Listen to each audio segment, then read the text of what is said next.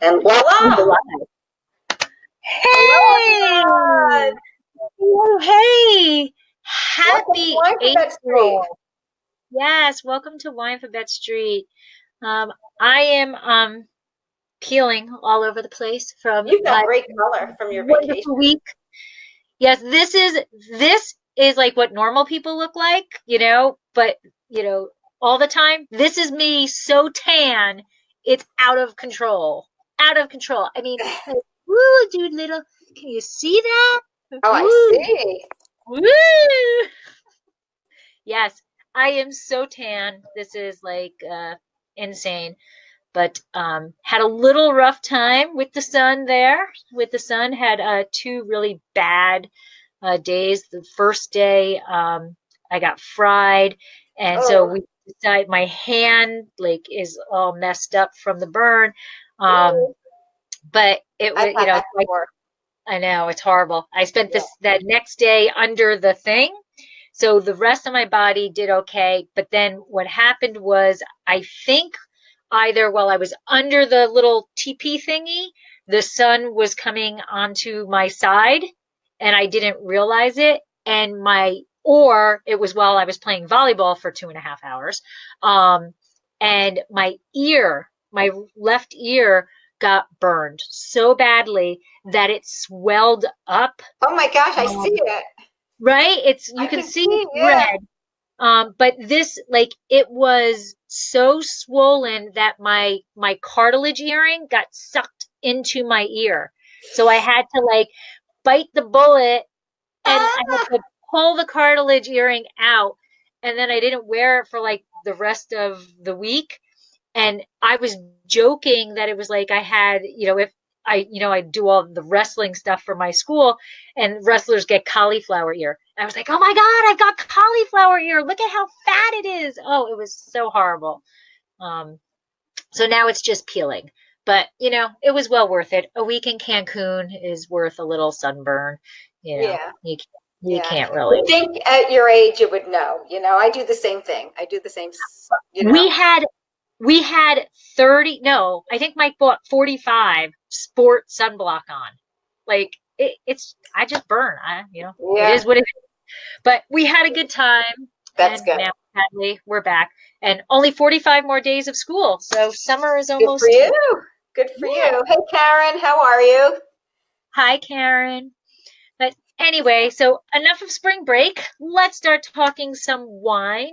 Yes, So welcome to the letter V. I can't believe I we are here. know. See, And we're winding down the first season. the first season is coming pretty close, I know. Yeah. And we decided this episode was going to be Valdiguie. So the letter of the day is V, and it is for Valdiguie. So I'm gonna start off Elmo, and we'll go from there.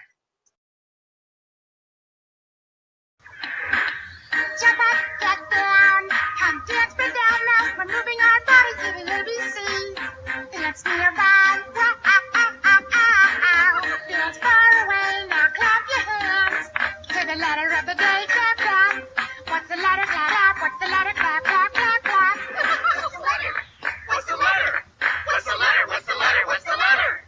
The letter of the day is it's the letter of the day.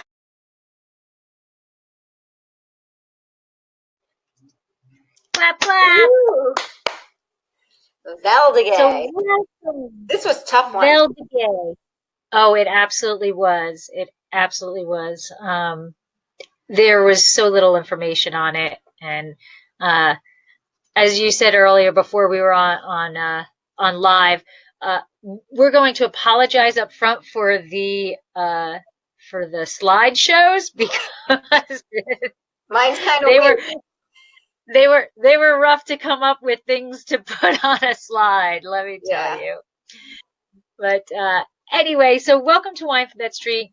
I am Lori, your co-host here, and my husband and I own Dracaena Wines, and we have a winery in Paso Robles. We specialize in Cabernet Franc. We are passionate about Cabernet Franc, and we additionally have a rosé of Syrah. And we are doing private tastings. So if you are in the area, if you would like to come and taste, just head over to our website and click that little red button that says schedule a private tasting. And, not only do you get wine, but you get to meet Vegas, and, he loves meeting new people. So click away for a private tasting. Deb? And I'm Debbie Giaquindo. I'm known as the Hudson Valley Wine Goddess. I'm a wine blogger. I'm a wine writer. I'm also a partner in a restaurant in Stone Harbor called Kitchen 330. I'm author of a book called Tapping the Hudson Valley, day trips and weekend itineraries, visiting all the craft beverage producers in the Hudson Valley. And I'm co-owner of Happy Bitch Wines. And I think that's probably about it. But I want to say this Friday night, Lori's going to be at my restaurant. We're doing a Dracaena Wines dinner, and I am looking so forward to it. It's sold out. It sold out within 3 weeks, I think it was, and we had a waiting list. Wow. Wow. And everyone's really excited to come to the dinner. So. Yeah. And I am beyond ecstatic. I am so excited to be there, to pour our wines, to share our passion. And, there's really no words can describe the feeling when you watch somebody taste your wine and hear their opinion of it and see it come over their face as they're enjoying the wine. It's really an amazing feeling. So very, very excited. Yeah, we are too. Right. So first things first, it is 8:08.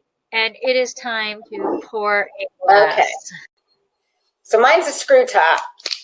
Oh, okay. Yeah. Mine was a cork, but it was nice.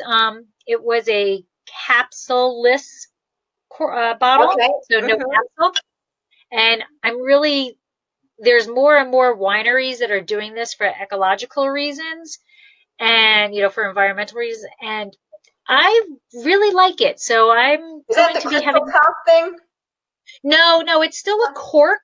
It just doesn't have a capsule. The okay. the Yeah, thin I know. capsule that goes over it. Yeah. So it's called a naked bottle, a naked neck. Okay. Yeah. And I just, it's one less thing that's going into the garbage, into the dumps and not being able to be recycled. So I'm really kind of liking it, and I don't know. We're gonna have a convo with the hubby over this. So what are you drinking? Here we go. I am drinking. It is called The Bluffs, and it is actually from Paso Robles. Woo! Oh, wow. So I have J. Lore. Yay! So, and this, I believe, it's from the Monterey region. Right. So they have they source they have a state fruit, They but have vineyards there. Wow, yeah. it's kind of dark. Now that's interesting because Look how dark mine is. And look at how light. Wow. Mine is 17. Look at how light that is. Look how dark mine is. Different. This is also a 2017. Interesting. Yes. So, very interesting. Very light in color. Can see right through it. So this is light ruby. Mine's Big dark. time. Yeah. Mine's dark. Yeah. All right. Not so sure about this. Not gonna lie. All right, here we go. Slancha. Cheers. Mm.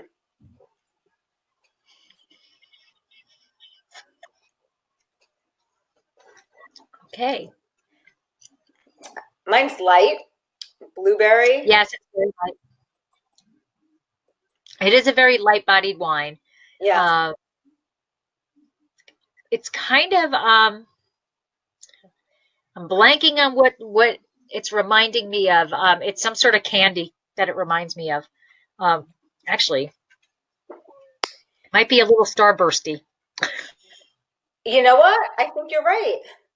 So I'm thinking of like when I lived in New Rochelle, Bill, the Good Humor guy, that was at the school, he would sell, now mind you, this is like when I was 9 years old, he would sell these taffies with wax paper, and you would peel it off, peel the wax paper off, and there'd be taffy, and that's what this tastes like. That Yeah. taffy. For Laffy the Taffy. humor guy, that's It's the pink Laffy Taffy. okay. That's what so Starbursty, Laffy Taffy. Yeah. All right. Well, shall we get started? We should. Shall we All start? right. I will with the history. All right, that's you. You're up. That is me. So we will start with the history. Okay. So Valdiguie was originally known as Gros Auxerrois. In the 19th century, it was liked by growers because of it was resistance to powdery mildew and had high productivity. So, when things go wrong, they just kind of look more for the fruit that can survive bad environments than anything else. Although it was once popular, it is now almost completely gone in France. This is powdery mildew, by the way. There are a few hectares that are left in France, right down there in the Tarn department, which is located in the Occitanie region in southwest of France, and that is named after the Tarn River. So there is also very limited production in the Languedoc and Provence region. In 1980, the French ampelographer Pierre Gallet traveled to California and identified what was being sold as Napa Gamay or Gamay 15 as Valdiguie. So for the longest time, people were thinking this was Gamay. So if you find a Valdiguie, there's a lot of similarities to Beaujolais, especially Beaujolais Nouveau. Pierre Gallet listed over 9,600 different species of grape varieties all over the world. He's like my hero. Like that is so impressive. Seriously, he is like my hero. Until 1980, Napa Gamay was believed to be the Gamay of Beaujolais. But following genetic analysis, the name Napa Gamay has now been banned in the U.S. on wine labels, and that occurred in 1999. So that was kind of before my drinking wine time, but apparently there used to be labels that actually said Napa Gamay, which was different than the Gamay in France. So if anybody has a bottle out there with the label Napa Gamay, I'd love to see it. Yeah, that would be cool to see. That would be very cool to see. Valdiguie was first commercially propagated in 1874, although its origin is unclear. There are three main theories. The first, that it was named after M. Valdiguie, who lived from 1745 to 1817, and he selected a seedling from the Morel variety. The second thought is that it comes from Guillaume Valdiguie, founded in the vineyard of the Templar monastery in Ojot. And the last is that it is named after Jean-Baptiste Valdiguie, founded in the vineyard in Pylore and founded in 1874. So that's a lot of different people whose last name is Valdiguie. But I don't know how common of a last name that is, but apparently it must be kind of a common thing. In California, the variety gained popularity during Prohibition because of its high productivity and with acreage scattered throughout Northern California after the repeal. Areas of later expansion included the Central Coast and the Central Valley, as well as the North Coast, i.e. your J. Lohr and my Paso Robles. Following the wine grape planting boom in the 1970s, total plantings peaked at 6,118 total acres in 1977, whereas now it is below 1,000 total acres. So they're saying it was a high planting, but if you think about it, 6,000 acres in all of California and all of the region is not exactly a lot of acreage, but it is now below 1,000, so it has had a significant decrease in growth. The vines actually produce 5 to 8 tons per acre, so these are seriously high producing vines. It's abundant and large clusters can easily contribute to overcropping, especially with young vines. And crop thinning is pretty much necessary to avoid overcropping, especially in the cooler districts where the fruit ripening is late. And that is all I could find. Well, you got a lot more than I can say I do. I'm not going to lie. I was kind of happy or not happy. I felt very lucky that this week or this month I was history and food pairings because it was a lot easier than what you had to do. I'll tell you, it was tough finding information just about the grape in general. Yeah. It made me want to open the wine and taste it so I could write about it, but I didn't. Yep. Good girl. No, I didn't. I also wanted to open it earlier this evening. I almost want to start Winephabet Street earlier now so that we could start drinking earlier. But I'll be lucky in a couple of months. I'm up for that, but then yeah, maybe 7 o'clock. Yeah. But when I'm on the West Coast, it's it'll be 5 o'clock or 4 o'clock, so it won't be an issue. But we'll talk about that offline. Yeah. So I guess I'm up now for characteristics. You are. So.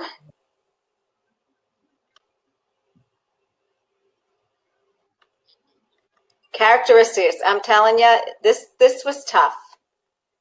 This is what wanted me to not only open it. Hey, that picture looks familiar. I know, we got the same picture. So, hey!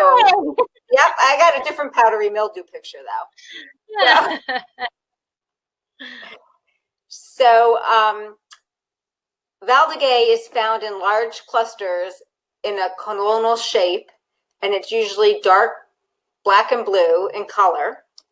The wines are usually dark colored, kind of like mine, with significant low amounts of alcohol. I wonder what the alcohol level is on my wine. Mine is 14.3. I'm looking. I know it's got to be on here somewhere. Oh, here it is. Mine's 12.5. Yeah, I was going to say, but before you announced, I was going to say that yours is probably significantly less in alcohol because the Monterey region versus the Paso Robles region.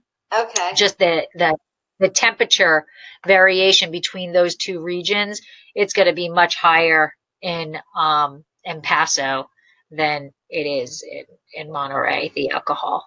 I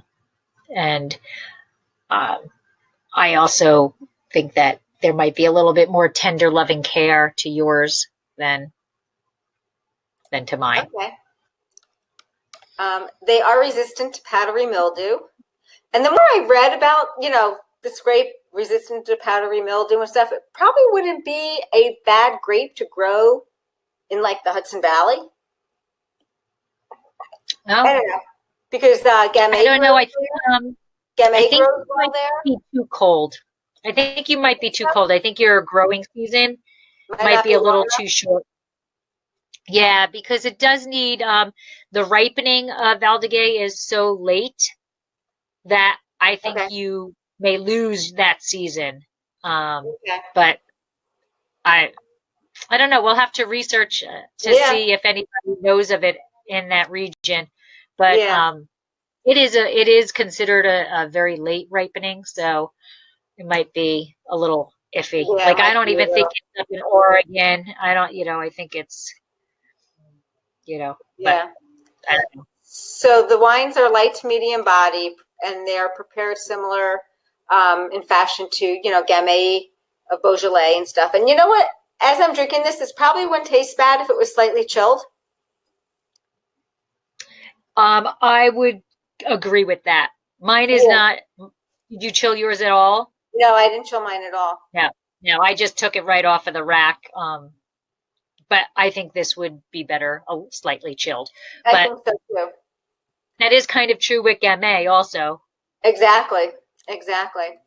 So, like flavors that you might experience, um, or I'm sorry, floral, the aromas, lilac, lily, jasmine.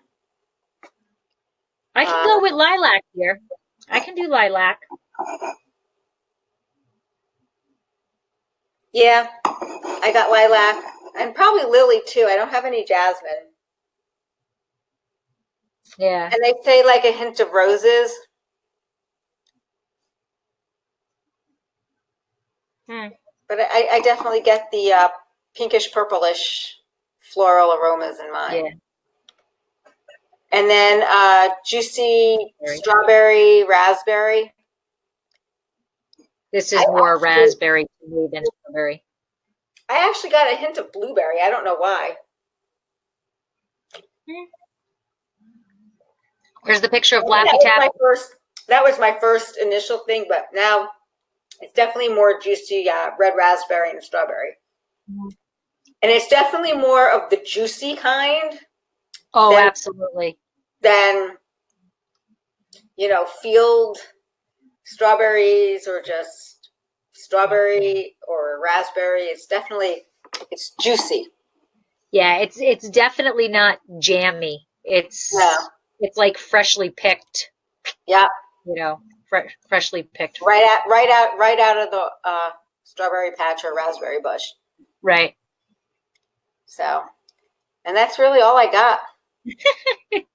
This was seriously a tough one. I thought last month was rough. This one was rough. I couldn't even get information on the winery because this is actually a sample from Wink Wine.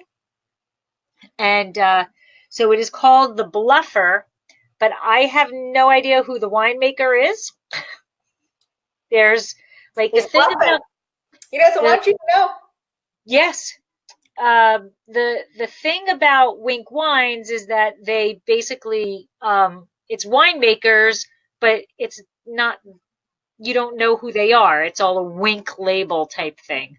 Some of them you can figure it out, but I have no idea who this is. But on the back of their label, they think they're a little, doing a little cutesy thing. All right, Valdiguie, we're calling your bluff. The California grape, mistaken for so long as Gamay, is finally embracing its true identity. Light, fruity, and radiantly red, the Bluffer is so strawberry-licious you won't want to put it down. So I am not getting strawberry. I am getting raspberry.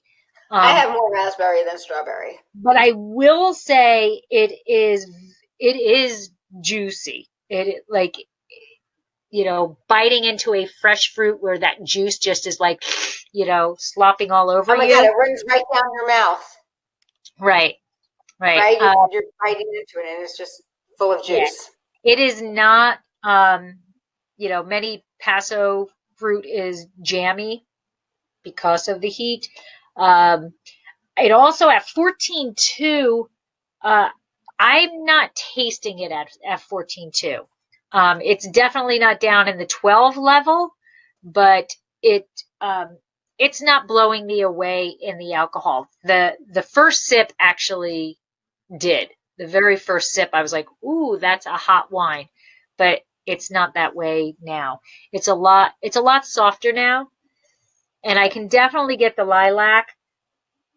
And there's almost more strawberry in the nose.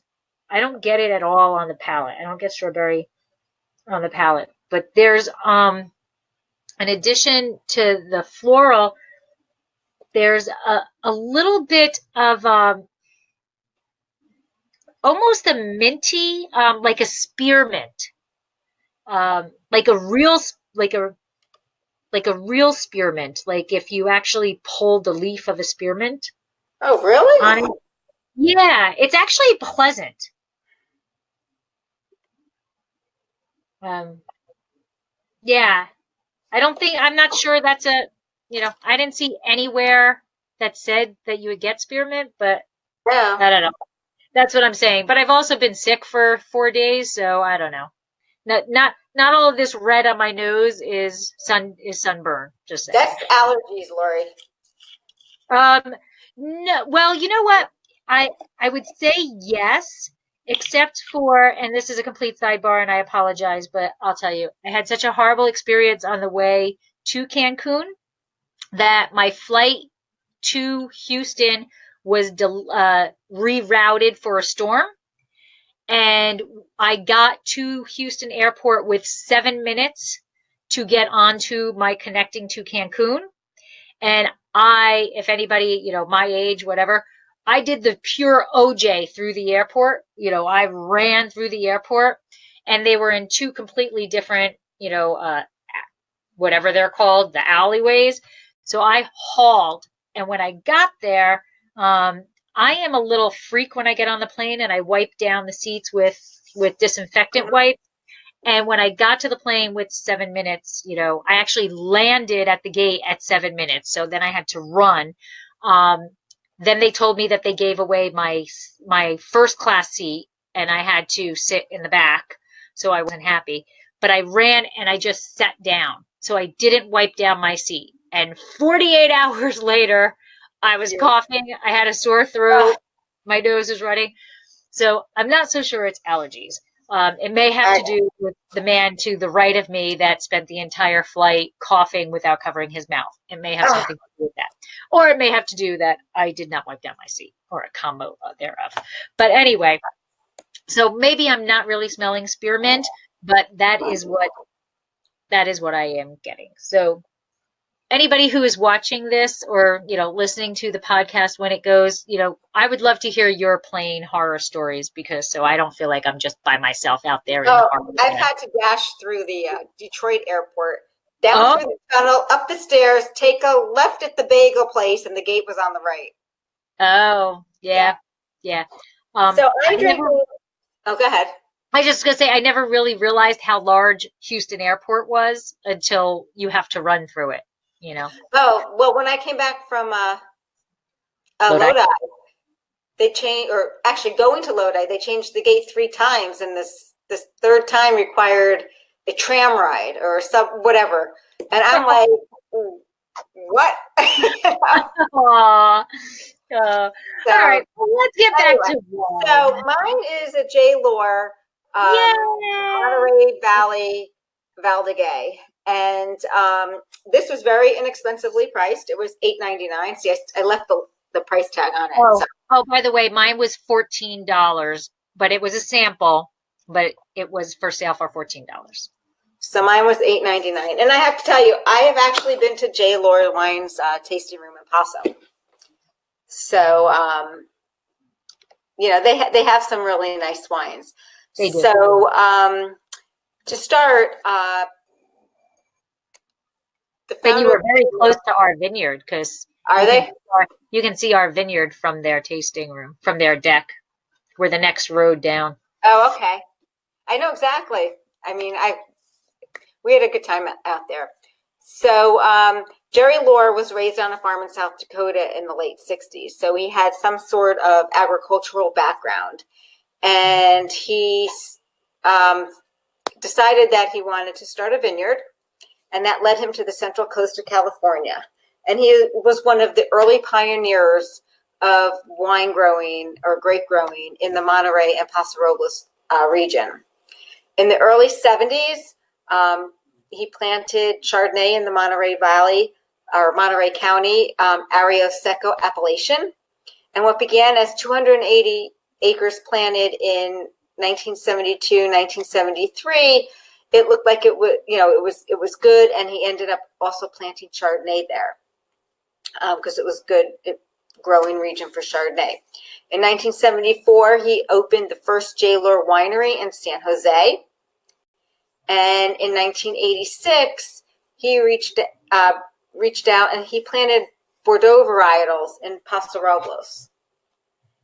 Today, J. Lohr has more than 1,400 acres of estate vineyards in the Arroyo Seco and Santa Lucia Highlands of Monterey County. And in those areas, they focus on Chardonnay, Riesling, Valdiguie, and Pinot Noir. Riesling, and actually also Sauvignon Blanc and the Valdiguie flourish a lot from the coastal climate. And in Paso Robles, they farm over 2,700 acres, and it's mostly red varietals there. Cabernet Sauvignon, Rhone varietals, so Syrah, and Bordeaux varietals. And they also took a little trip up to Napa, and they own 30 acres up there. Is what's known as Carol's Vineyard, and they have Cabernet Sauvignon and Petit Verdot growing up there. They have 3 state-of-the-art winemaking facilities, one in San Jose, one in Greenfield, one in Paso Robles, and they have 2 wine centers, the J. Lohr Wine Center in San Jose and the one in Paso Robles that are open daily for tastings. I was at the Paso Robles one. The winery itself is, they offer 4 different tiers of wines. They have J. Lohr Estates. They have J. Lohr Vineyard Series, J. Lohr Cuvée Series, J. Lohr Gesture Series, which is limited release wines that are only available in the tasting room. So you have to go or become a wine club member. Today, it is 100% family owned. And just on the Valdiguie, they have 39 acres planted. Oh, wow. So out of 1,000 that California has about now 39, that's a big chunk because it's probably a lot of small parcels. Yeah, probably within the vineyard. Now, this particular vintage is grown in Chular loam soil in the Arroyo Seco appellation. I'm just sitting here. Valdiguie grows in the windy, cold Arroyo Seco. It produces a wine remnants of the Crus of Beaujolais, more like the Morgan, Fleury, and the Moulin à Vent style wine. Say Fleury. I would say Fleury. Would you say Fleury? Because Fleury is more fragrant. And, Yeah. I mean, I'm not tasting yours. No, but mine is, I will tell you, mine is very fragrant. And I smell red raspberry. And I do smell the purple flowers, Yeah. Like, to me, Morgon is bigger than, you know what I'm saying? Like, right? Because you said it was Morgon or Fleury? Yeah, Morgon, Fleury, or Moulin à Vent. Oh, okay. I would go Fleury. I get lilies and lilacs in this. Mm-hmm.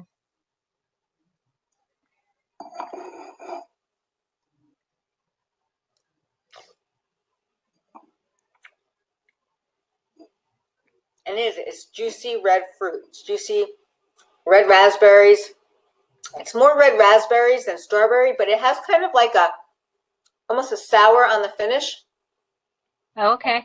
Like it kind of puckers. It's kind of like a little bit of a sourness.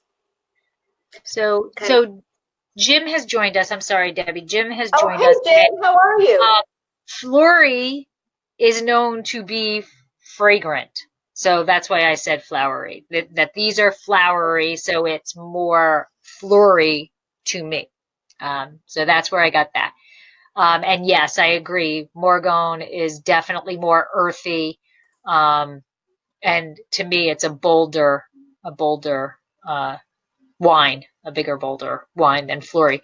This is, and I don't know about the J. Lohr one, but the Bluffer is a very light, very airy, very, wine. And Mine's it is as very, dark as mine looks. As dark as mine looks, it is very yeah, light. like, yeah, Yeah, there's nothing bold about this. right, It's very light, fruity, just kind of, and I think it would taste better slightly chilled. yeah. Um, but to go back, if are you done with J. Lore? Mm-hmm. Okay. So J. Lore is near and dear to Mike and I. We adore them. Um, when we're on the way to the vineyard, we pretty much always stop in and taste and buy and whatever. But the Carol's Vineyard, and this is just what I wanted to mention, that has nothing to do with Valdiguie. But the Carol's Vineyard is the proceeds are dedicated to the Cancer Society, to Oh, breast cancer. really? So the Carol Vineyard wines all have the pink ribbon on them, and his wife Carol had passed away from cancer. So the vineyard is dedicated to her, and the wines the proceeds all go Oh, towards. that's nice. I didn't know that. So Didn't see that in my research. I don't know how much they throw that out there, and it's been there. I think when they first started it, maybe they promoted that a bit more. I don't know. But I don't know if you can buy Carol's Vineyard outside of the tasting rooms. They're at the tasting room. I know that. But the gesture is only in the tasting room. So whenever people come to the Paso region, I always suggest going to J. Lure. And people are always like, oh, we get their wines. You can see them everywhere. Yes, there are restaurant tiered wines that you're going to get, and you can get it at Costco or whatever. But there's so many more wines at the tasting room that it is well worth your shot, worth your time. And the tasting is outrageous there. They pretty much pour whatever you want to taste. Yeah, we had a great experience. And they also do a Bordeaux series.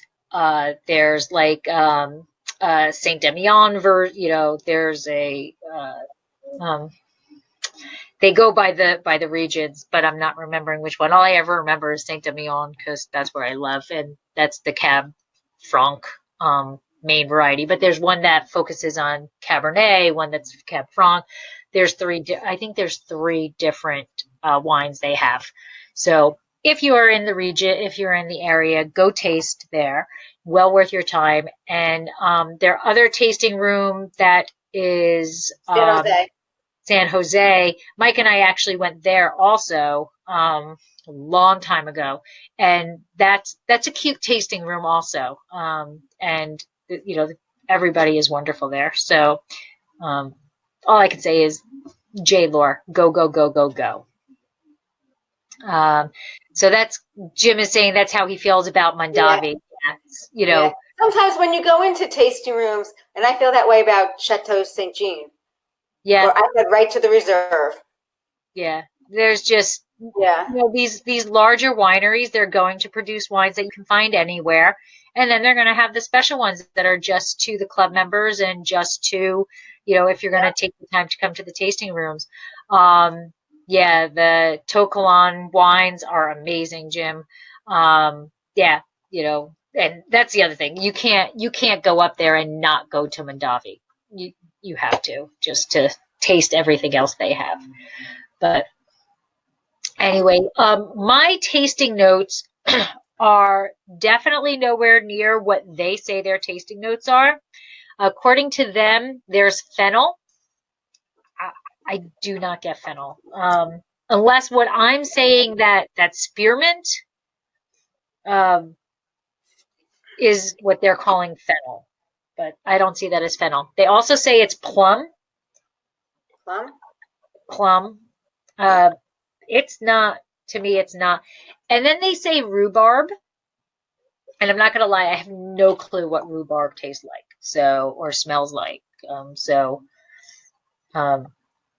I don't know what rhubarb is, so I can't say yes to that. But that is what they're saying. They also say that their body is medium, although on the label it says it's light. but on their on the website for Wink, it says it's a medium-bodied wine. And they do, now that I'm looking at what it says on Wink website, they actually do say serve slightly chilled. So Oh, do kudos. they? Yes, they do. So, but it's you know what? It's not a bad wine. No, no. This would be slightly chilled. It'll be great in the summer. And at $9, I'd be more apt. I mean, I haven't tasted that. Rhubarb is bitter. I don't know what rhubarb tastes like either. So It's bitter. that's what Karen says. Oh, I get a little bit about that in mine. Maybe that's the sour notes. Maybe I'm mistaking it for bitterness. I don't know. It kind of ends, so because it's not bitter, it kind of ends in a sourness. Yeah. But it's not a bad sourness. It's just it's a juicy sourness. I don't even know what rhubarb looks like. It's a stalk. Think of celery. That's red. Oh, okay. All right. I don't get bitterness on it, but anyway. So, shall we move on to the food pairings? Go for it. All right. So I am not going to lie here. There were no food pairings for Valdiguie. So what I did was I took the liberty of saying that it's been misinterpreted as Gamay for so long that I'm going to go food pairings with Gamay. So food pairings with Valdiguie. Basically, it's going to pair well with lighter and medium-bodied dishes. Right? This is a light wine, so you are not going to be able to put some massive meal up there. It's not standing up to a steak. It's not standing up to a meal. It does, I think it would probably do its best with some acidity in there and slightly savory dishes. That's kind of where I would zone in on. So my first suggestion is skillet chicken thighs with creamy tomato basil spinach sauce. And that, I wouldn't go for the chicken part of it, but I'm thinking if I just was doing, like right now after tasting this, I have got grilled cheese with tomato basil soup. That is what I can taste that. Yes. That is what I am voting for as pairing of the month. Next up, it's like a Beaujolais Nouveau, so Thanksgiving dinner. Everything that you're going to have on a Thanksgiving Day table is going to go with this wine. Sear roasted salmon and honey glazed fennel. Now, I think if this truly is fennel in here, which I'm not getting, but I do think that fennel is going to pull that out. And the honey glaze, I think that, does yours have any hint of, not sweetness, I'm not talking sweetness as in residual, but that fruit sweetness. So I think that honey can help with, will help, or not help, but go well with. I understand what you're saying about fruit sweetness. I think that's where the juiciness comes in. Right. That ripe fruit, that perfect pull off the vine. Like this is not peach or nectarine. That's what I'm saying. But have you ever pulled a peach or nectarine off of the tree, and then you bite into it and that juice just dribbles down your face? Yep. This is what I get, but with raspberry. And raspberry's not that fruit. But that's what I get. Next up, baked garlic pork tenderloin. Mongolian meatball ramen. So now that I've tasted this, I'm not so sure about this one. What do you think of this one, Joe? I'm not sure it would go with that. I think that the spices would overpower the wine. That's what I'm thinking also. I I think the spices that go into the Mongolian food, I think might overpower it. So I'm vetoing my own suggestion here. That's quite all right. Sausage and vegetable soup. So I think that If it was again, sweet sausage, what? sweet sausage, I think. Yes. Yes, I don't think you could do a hot sausage with this one. No. But again, sausage has fennel in it, so that's going to pull out that in the wine. So I think that that's a good pairing. So I'm only vetoing one of my suggestions. Yeah, the Mongolian. Yeah, I think that's a little bit overpowering. Really good. But what? I said it looked good. Oh, not to me, but yeah. I spent a lot of time eating spring rolls this week. Oh, did you? They're so good. Oh, Asian spring rolls. I could just devour them. So are we on to my we are up to the 5 fast facts, which might have been a bit difficult. Oh my goodness. Let me see what I have here. So Valdiguie was grown in the south of France in the Languedoc-Roussillon region.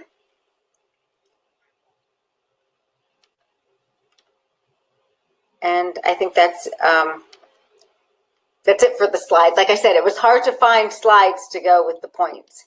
Right. In California, it's known as Napa Gamay. And in 1999, after genetic analysis, the name was banned from the U.S. wine labels. It's also known as Gros. How did you pronounce that? It is pronounced Gros Auxerrois. Okay, Gros Auxerrois. Yep. Valdiguie is famous for being very high yielding. It's a late maturing variety, and it can be made as a wine to age up to 3 years to develop. Oh. That's what it says. It says Lucy T. Morton, a Virginia-based amphilographer, confirms this and says that Valdiguie, when grown in certain ways, can make a darker, richer, more compact wine than Gamay, with the potential to age well. But because the variety has traditionally been made as a light, early drinking wine in California, we haven't seen those qualities. Armed with this information, that's why they say it can age. Yeah, this is not sitting. Napa Gamay was rich and improved in the bottle. So I would love to find a Napa Gamay. Yeah, well, that might be a little tough considering it was outlawed quite some time ago. Yeah, you're talking about vinegar right now. So 20 years ago, I'm thinking there's nothing out there.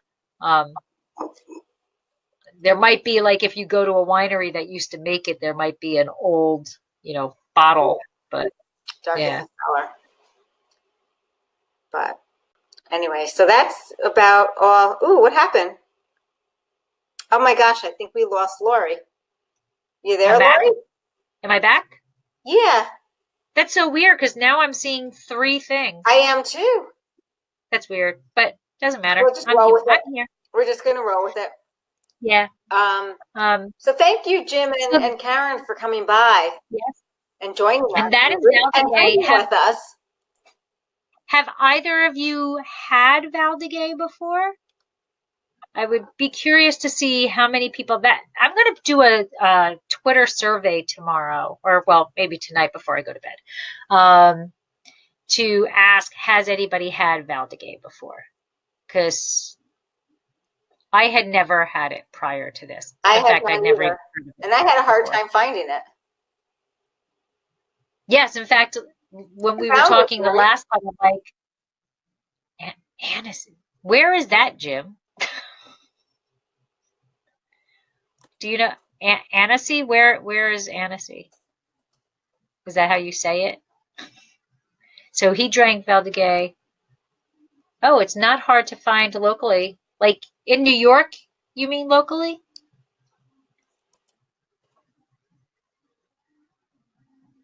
Oh, thanks, Karen. So Karen is saying thank you. We Karen. appreciate it. That's why we do it. So, we love to learn about the grapes and to share that information with you. And I'm glad that you Eastern take it. France. Yeah, you take it away. And that's what it's all about, we learn about the grape and we learn different things about whether it's a grape or a region or whatever the letter is.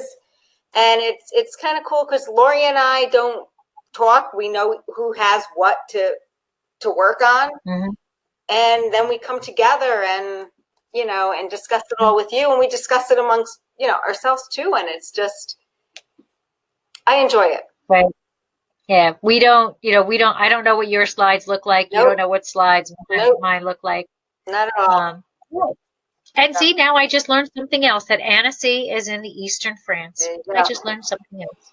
So next month, we're doing, Yes. Southwest of Geneva. Okay. Okay. We're doing Weissenburgunder. Yes. So. And we're cheating a little bit. Or I'm cheating a little bit. So am I. But I think you're cheating also, right? Yeah. Yeah. Because So, I can't find one from Germany. right. So it is also known as Pinot Blanc. So I have a Pinot Blanc. I do too. And I hope we don't have one. Oh, no. Well, whatever. That would be funny. That would be. Yeah. So it's going to be about Monday, May 20th.